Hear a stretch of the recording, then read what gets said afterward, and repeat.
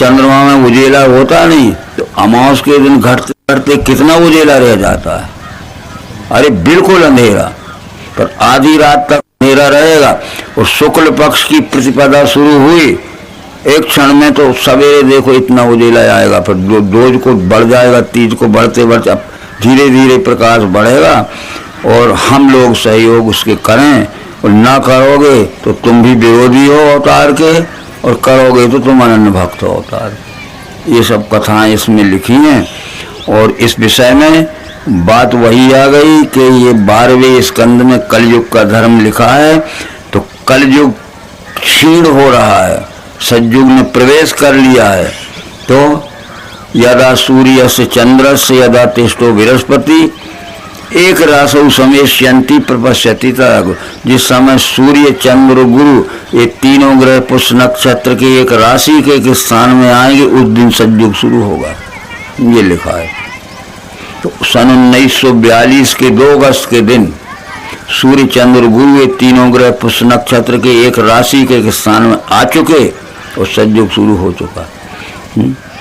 इत्यम कलो गत प्राय, जब बहुत बड़ा काम शुरू हुआ है सतयुग का कि वो ग्रह नक्षत्र आ गए उसको देने के तथा है।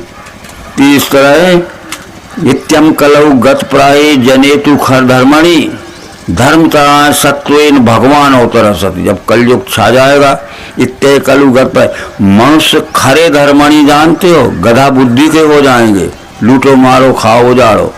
तो धर्म त्राणाय सत्वेन, सनातन धर्म का त्राणाय रक्षण करने के लिए भगवान अवतर स्थिति, भगवान आएंगे। वो नवमो अवतार मायानंद चेतन जी आ गए। वो उसी समय आ गए जब 1942 के 2 अगस्त के दिन सतयुग शुरू हुआ।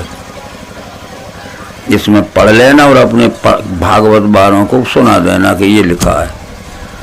अब आप कहोगे नहीं आया तो क्या तुमने बीज लगाया था? आज कोई बीज लगाया था और कल ही फल मिल जाएगा? बीज बढ़ेगा थोड़ा थोड़ा, पुष्पान्वित होगा, फलान्वित होगा, एकदम कोई पैदा होता है तो आज ही पहलवान हो जाता है।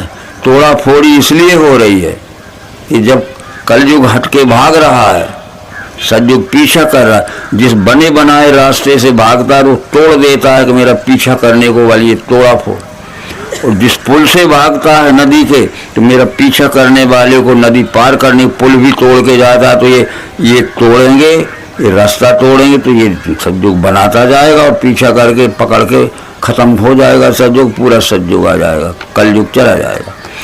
अब आपको हमको मदद करना है, अकेला राजा नहीं कर सकता कुछ, हम फौज होंगी उसकी। अकेले राम ने लंका नहीं जीती, उसकी फौज क्या थी? कोल की रात बिल्ल वनवासी। और कृष्ण ने अकेले ने कछु युद्ध नहीं किया, उसे गोपी ग्वाल बाल बच्चे।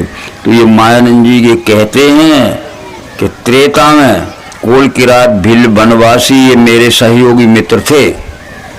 अब जब द्वापर हुआ तो जब मैं कृष्ण बन के आया, राम के अवतार, तो फिर ये गोपी ग्वाल बाल भी कोल की रात भील बन के आए। अब मैं कलयुग में आऊंगा बुद्ध अवतार बन के, तो ये बे ही गोपी ग्वाल बाल मेरे साथ देंगे, बाकी वे ठग लोग साथ न देंगे। तो ये बातें हैं जो त्रेता में मेरे साथी थे, कोल की रात भील वनवासी यचूत, द्वापर में वे गोपी गोपाल बन के आए, और कलयुग में वे मेरे साथ आएंगे जो त्रेता में साथ थे और द्वापर में साथ थे। तो वही जब गोपी ग्वाल बाल बैठे, कोई महात्मा साथ नहीं देगा, उनकी तो मिल्कियत लुट रही। किसी से लड़ना झगड़ना मत, किसी से वाद विवाद मत करना, किसी का खंडन मंडन मत करना, बस सीधा रास्ता खोजो। ये विश्व ही परमात्मा है, ईमानदारी से चलना ही भक्ति है। मार दी बाजी उन्होंने जो शास्त्री महात्मा नहीं थे, ठीक है। जब रामचंद्र जी ने निषाद को ज्ञान दिया, निषाद हम पढ़ते हैं सब बातें, गाना गाते हैं, बाजा बजाते, मटक के खूब बाजे बजाते, वो करो सब, पर ज्ञान समझो। हम गाना तो गाते हैं। रामचंद्र जी ने जब निषाद को ज्ञान दिया, क्या था निषाद? सुन के बट के वैन, प्रेम लपेटे अटपटे, वहीं से करुणा ऐन चितय जानकी लखन था। अरे वो पढ़ा लिखा नहीं था, अटपटा बोला था, इतनी उतनी खा लें तरें, ये तो बोल रहे कहाँ से आए, उतनी से। हमने कभी उतनी का हुआ कोई गांव है का, हमें तो ले चलो उतनी का, यानी वहाँ से आए हैं हम, वही गांव की भाषा में उतनी के। कहाँ रहे तो महाराज, इतनी तो रहे थे, इतनी मानी का, इतनी यानी ये लाहौर में रहे थे। तो सुन के बट के बहन प्रेम लपेटे अटपटे, प्रेम से बहुत बोल रहा तो अटपटो बोल रहा तो बोल पढ़ो लिखो न जाने। वैसे करुणा है रामचंद्र जी मुस्कियाने खुशी हुए और चिता जानकी लखन, सीता की तरफ देख के और लक्ष्मण की तरफ देख के मुस्कियाने। अरे देखो लक्ष्मण और सीता, सीता तुम जनक जी के विश्वविद्यालय में पढ़ी थी, परंतु इतनी प्रेम से बोली थी कभी? अटपटो तो बोला तो, पर प्रेम लपेटे अटपटे। अरे लक्ष्मण जी तुम वशिष्ठ जी के गुरुकुल में तो पढ़े थे, परंतु इतनी वशिष्ठ जी के गुरुकुल में पढ़े, ऐसी प्रेम से बोले थे कभी? याद था। सुन के वट के बैन प्रेम लपेटे अटपटे, बहसे करुणायन। रामचंद्र जी मुस्काए सीता जी की और लक्ष्मण की तरफ देख के। क्यों मुस्काए? इसमें प्रेम तो देखो बोले हैं, प्रेम लपेटे। परंतु जब वो सिर हिलाता गया और राम ने कहा कि केवट ये बताओ कि जो हमने तुम्हें ज्ञान दिया है समझे कि नहीं? बोले महाराज हम पूरा समझ गए। पूरा क्या कहलाता है? पूरा क्या कहलाता है? पूरा बताओ तो। अरे हम तो क्या बताएं, हम तो पूरा ही समझ गए, 1% कम नहीं। अरे पूरा को तो बताओ का है? तो केवट का कहत है, यही हमारी बड़ी सेवकाई भूषण प्रसन्न ले चुराई। अरे महाराज जी अब जब तक आप हमें न मिले थे तो हम चुरा के और मार पीट के छुड़ा के लाउते। अब आज आपने ज्ञान दे दो, हमने चोरी भी छोड़ दी, ना मार पीट के चुरा के लाए, ना रिश्वत लें।